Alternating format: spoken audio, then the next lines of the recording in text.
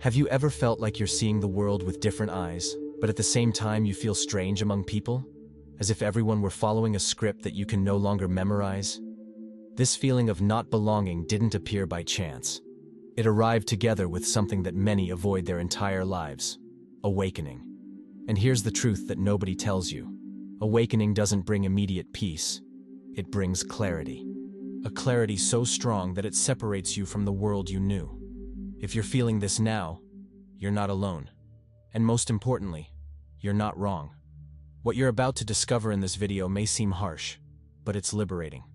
We're going to talk about why this feeling of estrangement is inevitable when you wake up to real life, why the people around you seem to be sleepwalking, and most importantly, why this isn't a defect of yours. It's the opposite. It's a sign that you're finally building a true life. So take a deep breath, because what comes next might completely change the way you see your own journey. When you begin to awaken, the first thing you notice isn't a magical revelation or a moment of heavenly illumination. What arrives is an uncomfortable clarity, almost painful. You start to see things as they really are, without the filters you used before.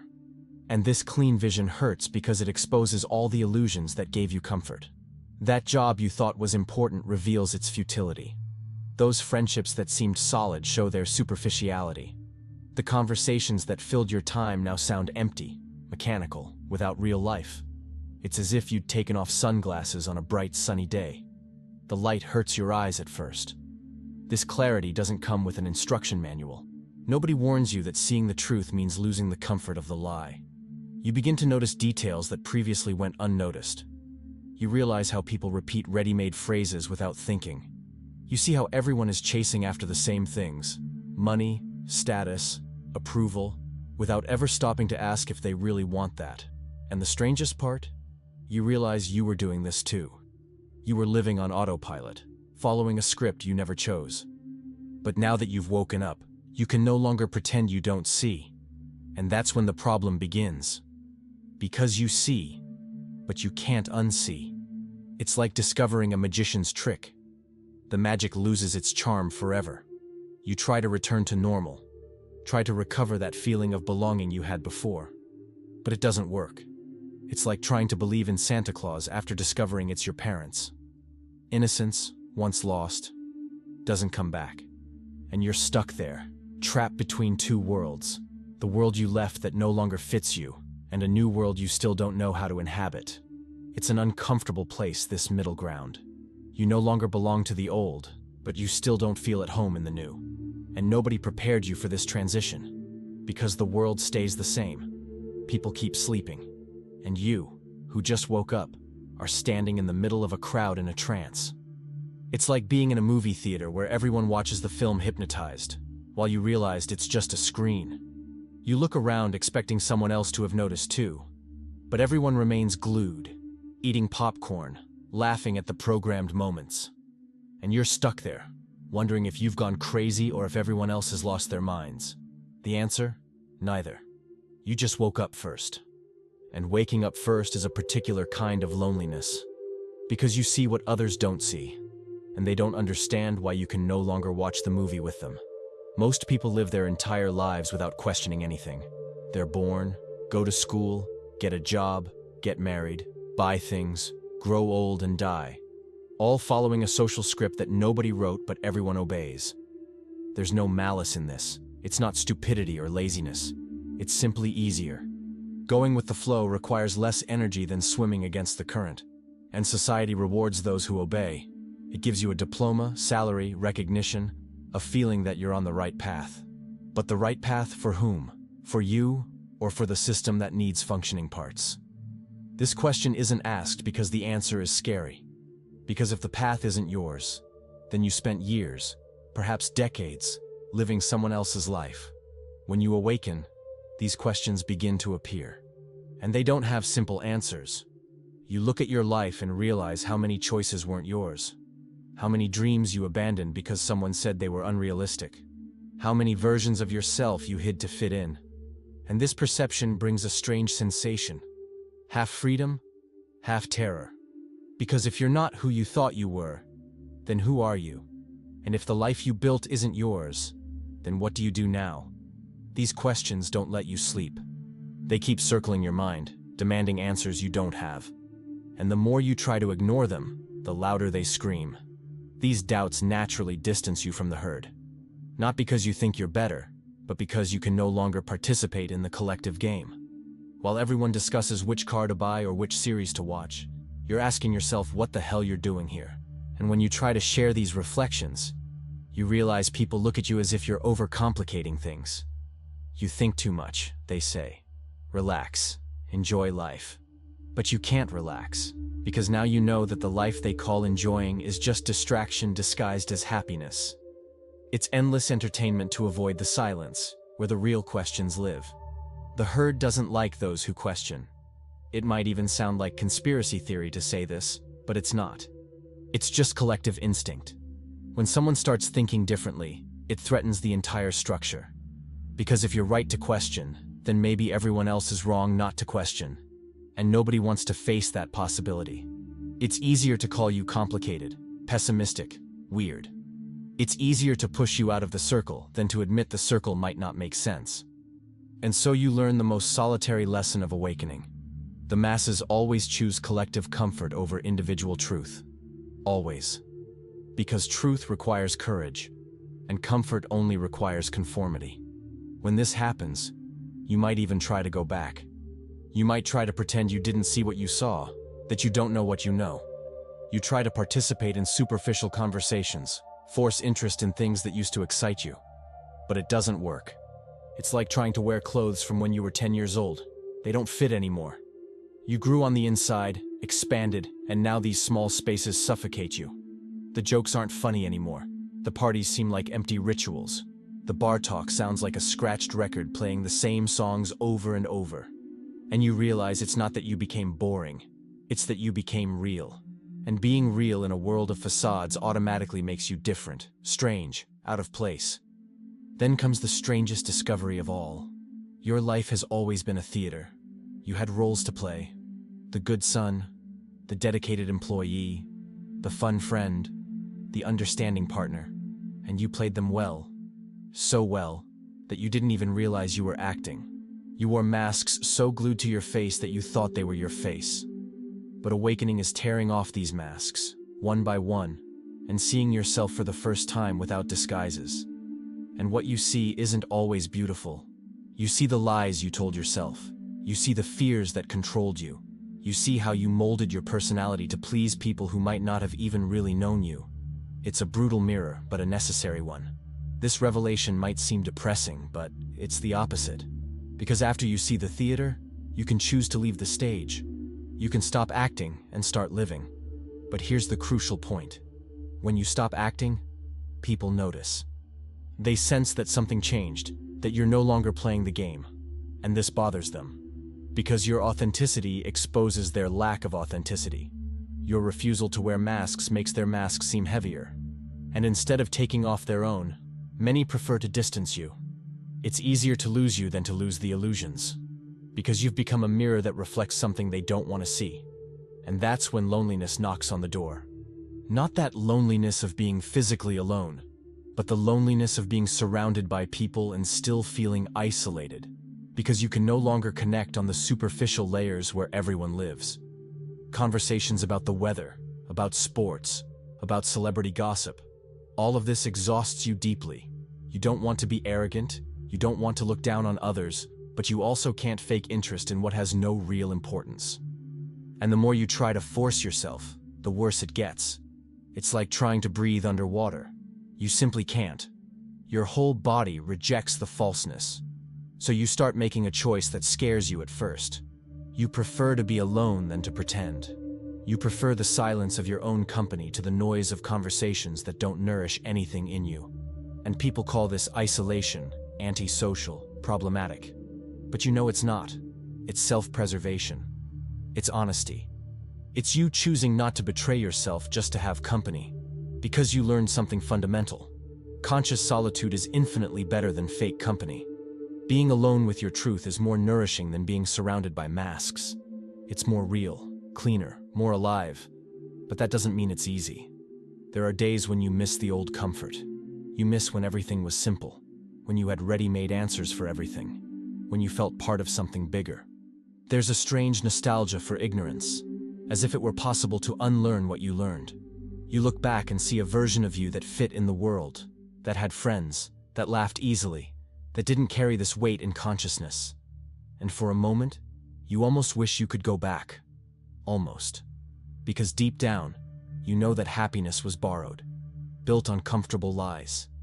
And you don't want lies anymore, not even comfortable ones. But the truth is, you can't go back. Awakening is irreversible. It's like leaving the cave and seeing the sun for the first time. After you see real light, you can no longer believe that the shadows on the wall are real. You can even enter the cave again, but you'll know it's just theater. You'll know there's a world out there, bigger, more real, more truthful. And even if it hurts, even if it's lonely, you can no longer live on lies. Because now you've tasted truth, and it's addictive. Not for the pleasure it brings, but for the integrity it offers. And integrity, you discover, is more valuable than comfort. And the world doesn't like this. The world wants you to go back to sleep. Your family pressures you to be normal again. Your friends tell you that you've changed, and it's not a compliment. Your boss finds it strange that you're no longer excited about empty goals. Even people you love try to convince you that you're exaggerating, overcomplicating, losing yourself. But what they call losing yourself is actually you finding yourself. What seems like complication is just depth. And you realize that the pressure to go back to sleep doesn't come from malice. It comes from fear. Fear that if you can awaken, maybe they can too. And that would be terrifying for those who built their entire lives on illusions. It would be admitting they wasted time, energy, their entire lives following the wrong path. Resisting this pressure is one of the hardest things you'll do. Because it's not just resisting others. It's resisting the part of you that still wants to be accepted, still wants to belong, still wants to hear that everything's okay. That part of you that grew up needing approval, that learned from childhood that being different is dangerous. But you know that going back would be betraying everything you discovered. It would be pretending you didn't see what you saw. And as painful as it is to be outside, it's even more painful to be inside lying to yourself. So you endure it. You endure the estrangement. You endure the losses. You endure the loneliness. Because deep down, you know it's not loneliness. It's just the space between who you were and who you're becoming. It's the necessary void before rebirth. And in this space, something begins to change inside. The guilt of not fitting in starts to diminish. That feeling that you're defective, that there's something wrong with you, begins to transform. You realize there's nothing wrong with not fitting in a box that was made for everyone except you. That there's no defect in rejecting a life script that doesn't make sense for your soul. And gradually, shame turns into understanding. You understand that estrangement isn't punishment. It's a natural consequence. It's the price of being truthful in a world that rewards falseness. And you decide you're willing to pay that price. And this understanding changes everything. Because you stop trying to fix yourself. You understand you don't need fixing. You need self-acceptance. You need to recognize that your journey is different because you are different. Not better, not worse, different. And different means alone in certain aspects, but it also means free. Free to choose your values instead of inheriting others. Free to build a life that makes sense to you, even if it doesn't make sense to anyone else. And this freedom, however frightening it may be, is what you always wanted without knowing. It's what your soul always screamed, but you never had the courage to listen to.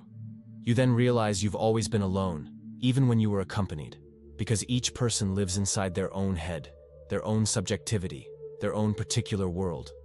Nobody can completely enter your experience, just as you can't completely enter anyone's. Each one is locked inside their own skull, seeing the world through their own eyes, feeling through their own skin.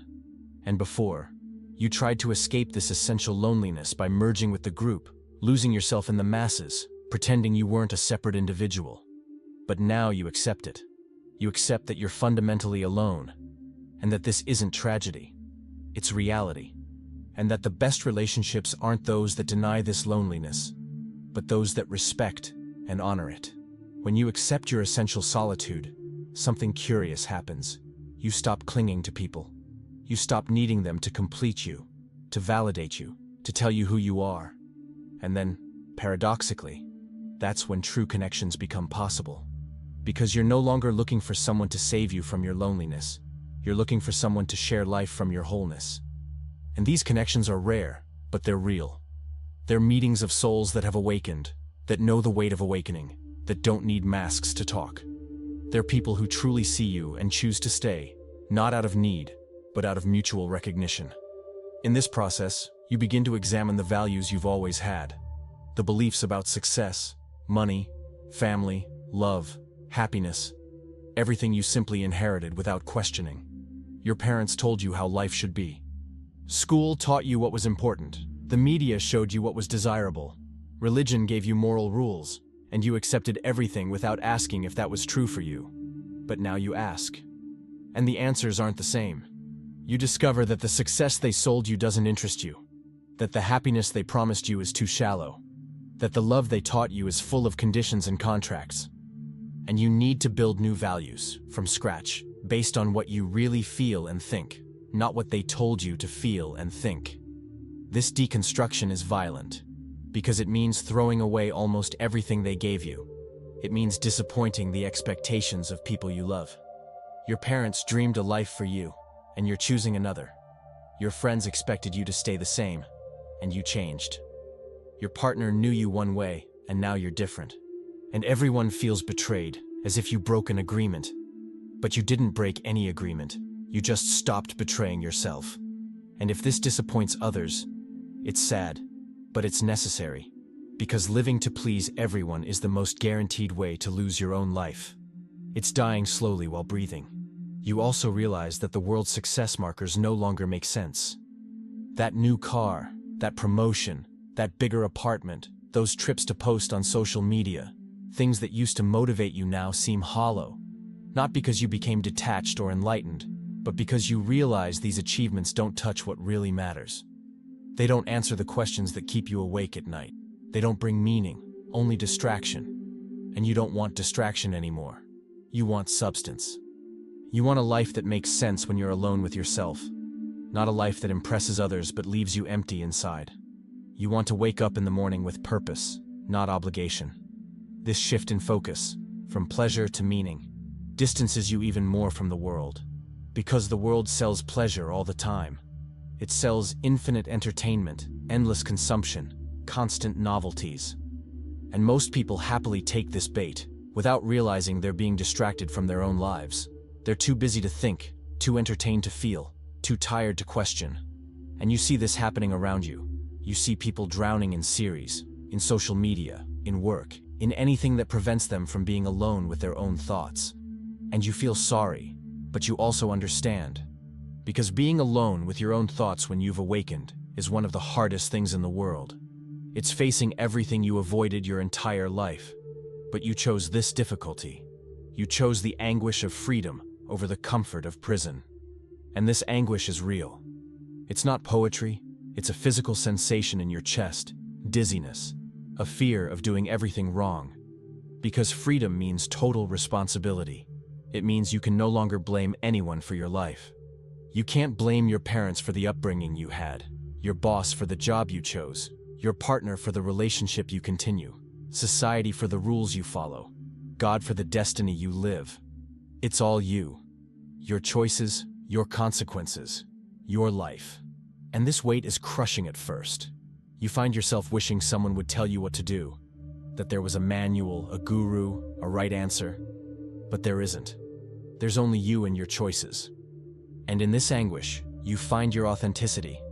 Because when you can no longer hide behind excuses or social roles, what remains is yourself, raw and real. And this you is scary, full of contradictions and shadows and doubts.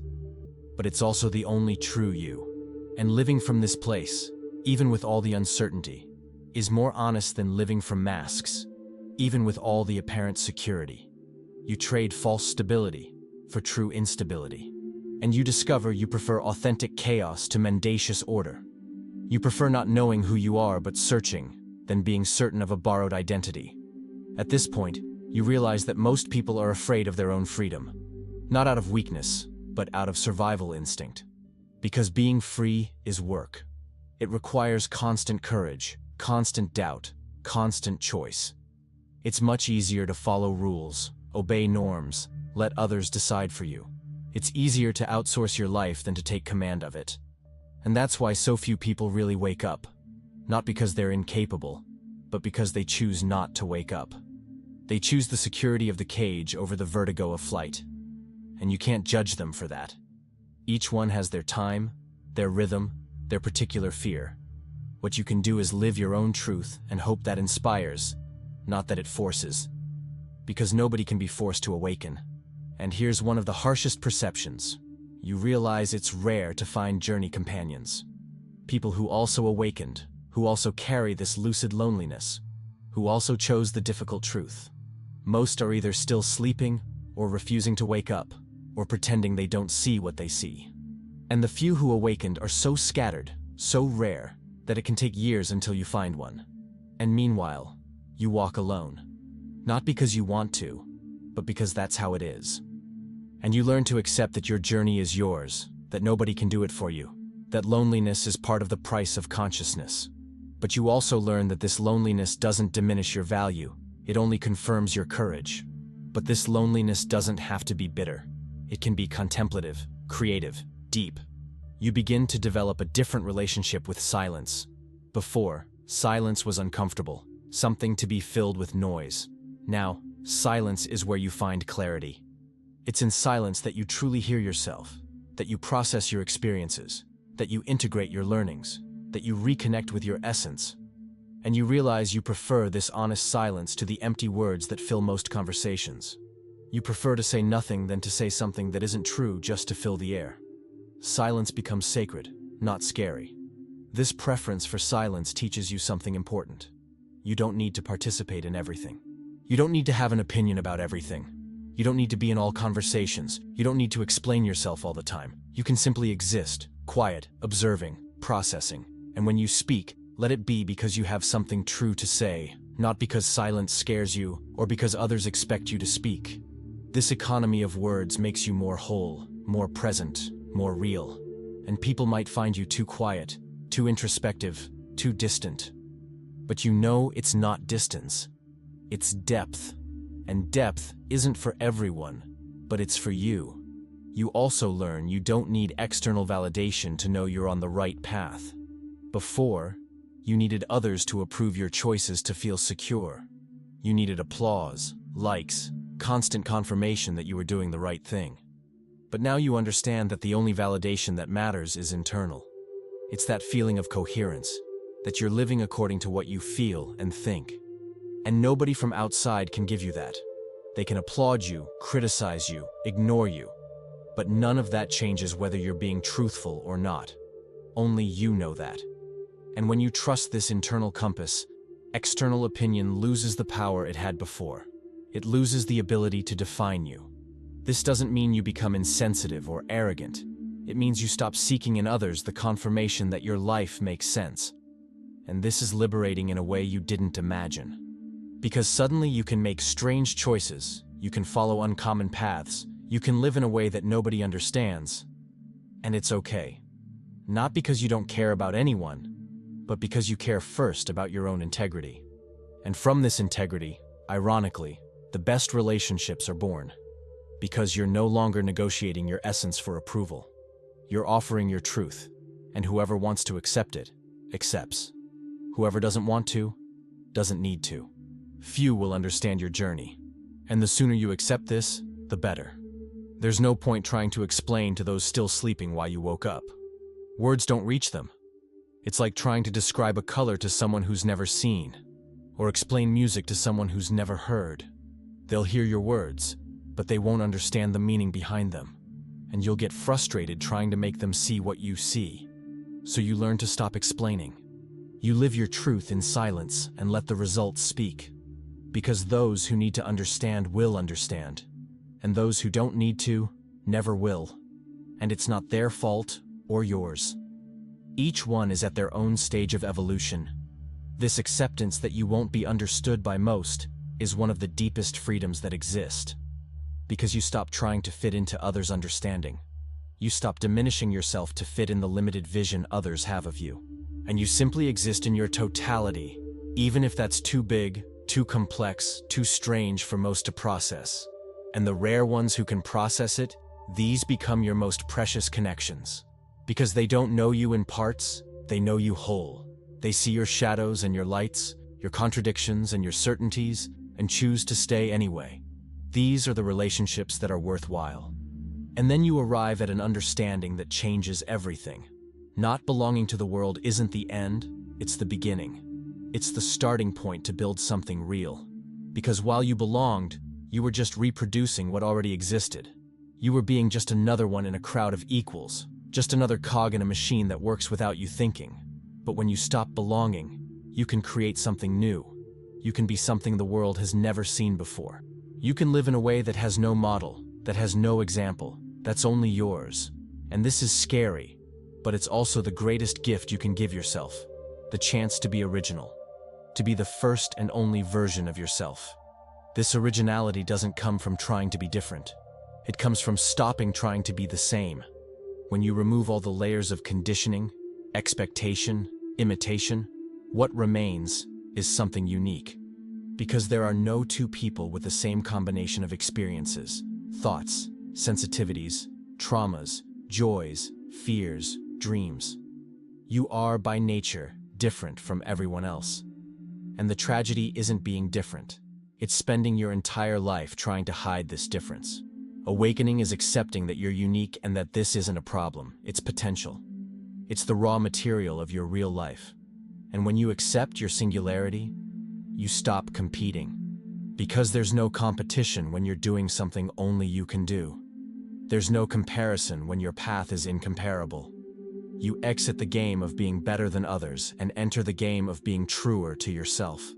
And this game has no losers, because each one plays alone, against nobody, only toward their own essence. And life gets lighter when you stop measuring your worth by others' standards and start measuring it by your own coherence. When the question stops being, am I good enough, and becomes, am I truthful? You also realize that the loneliness of awakening isn't permanent. It's intense at the beginning, when you just woke up and everyone still sleeps. But as you go, as you establish yourself in this new consciousness, you find others who also awakened. They're rare, yes, but they exist. And when you find one, the recognition is instant. It's as if you speak the same secret language, as if you share a code that others can't decipher. There's a silent complicity, a mutual understanding that needs no explanations. And these encounters sustain you.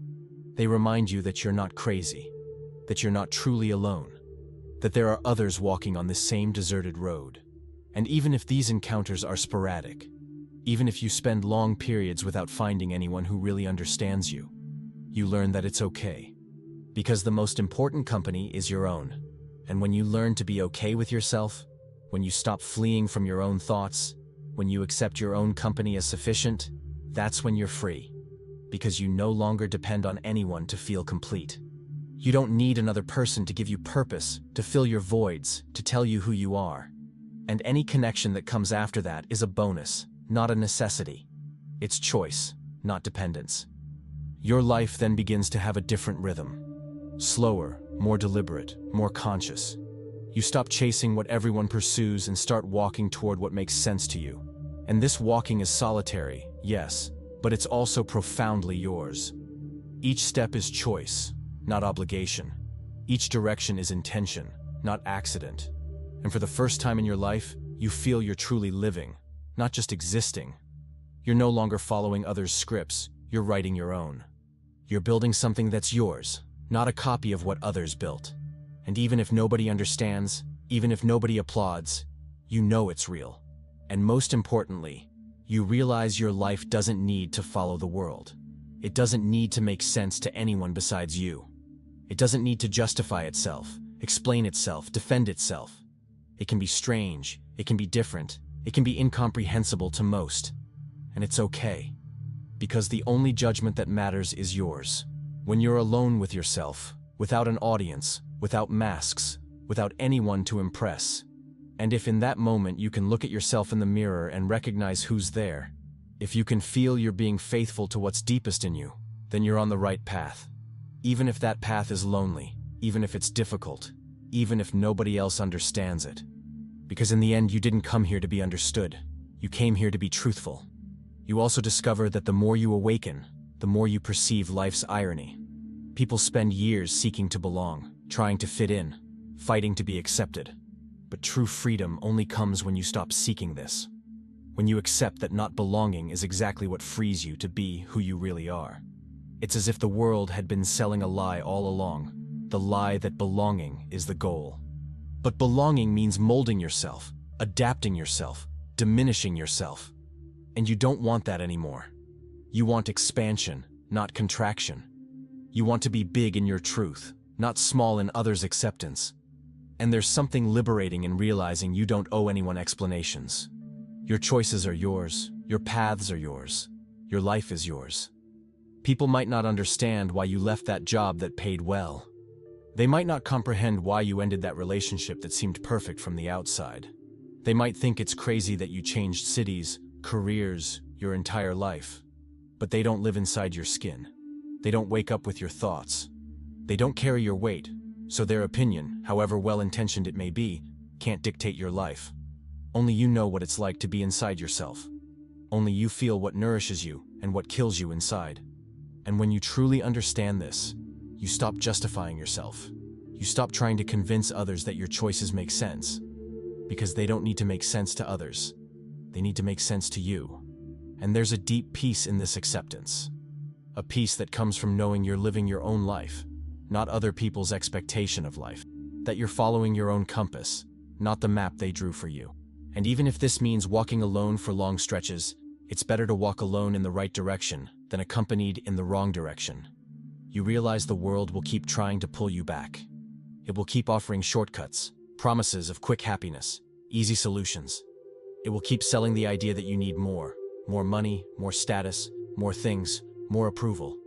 But you know now that you don't need more. You need truth. And truth can't be bought, can't be negotiated, can't be outsourced. Truth is built, day after day, choice after choice, moment after moment.